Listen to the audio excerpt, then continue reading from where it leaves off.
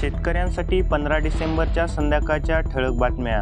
तत्पूर्वी चॅनलवर नवीन आला असाल तर दररोज असेच नवनवीन व्हिडिओ पाहण्यासाठी चॅनलला सबस्क्राईब करायला विसरू नका। 7,000चाही भाव मिळेना, शेतकऱ्यांचा कापूस आणखी घरातच।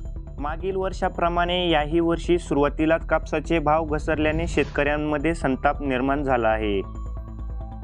2.5 लाख शेतकऱ्यांना अतिवृष्टीचे अनुदान मंजूर। लवकरच 234 कोटी शेतकऱ्यांच्या खात्यात होणार जमा। यावर्षीही ऑगस्ट-सप्टेंबर महिन्यामध्ये शेतकऱ्यांची 1,53,000 हेक्टरवरील पिके नुकसान झाली होती। तसेच आचारसंहितेमुळे रखडलेल्या अनुदानाला आता पुन्हा सुरुवात झाली आहे।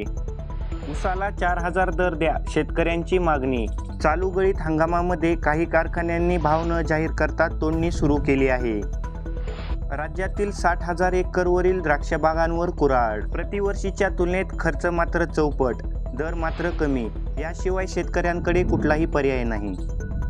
सोयाबीन खरेदी केवळ 10%, नोंदणीसाठी मुदतवाढीची नामुष्की। 31 डिसेंबरपर्यंत मुभा, शेतकऱ्यांनी फिरवली पाठ। राज्य सरकारने हमीभावाने सोयाबीन खरेदी करण्याचा निर्णय घेतला, पण खरेदी केंद्र वेळेत न सुरू झाल्याने शेतकऱ्यांनी सोयाबीन विकले।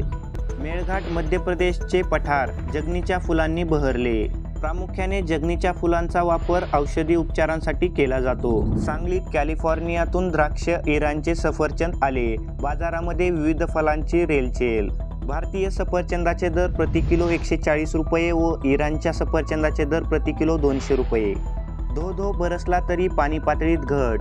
साताऱ्यातील 4 तालुक्यांमध्ये चिंताजनक परिस्थिती। गेल्या वर्षीच्या दुष्काळामुळे यावर्षी शेतकऱ्यांनी रब्बी पिकाकडे चांगलेच लक्ष दिले आहे, त्यामुळे पाणी वापसाही चांगलाच वाढला आहे। त्यामुळे पाण्याची पातळी खांडावल्याने शेतकऱ्यांमध्ये चिंताजनक वातावरण निर्माण झाले आहे। धुळ्यात तेलबिया पिकांचे प्रमाण मोठ्याने घटले। उत्पन्न अभावी शेतकऱ्यांनी फिरवली पाठ। सूर्यफूल, तीळ व करडईचा पेरा मात्र नाममात्र। शेतकरी मित्रांनो, दररोज अशाच नवनवीन बातम्या पाहण्यासाठी आपल्या चॅनलला सबस्क्राईब करायला विसरू नका।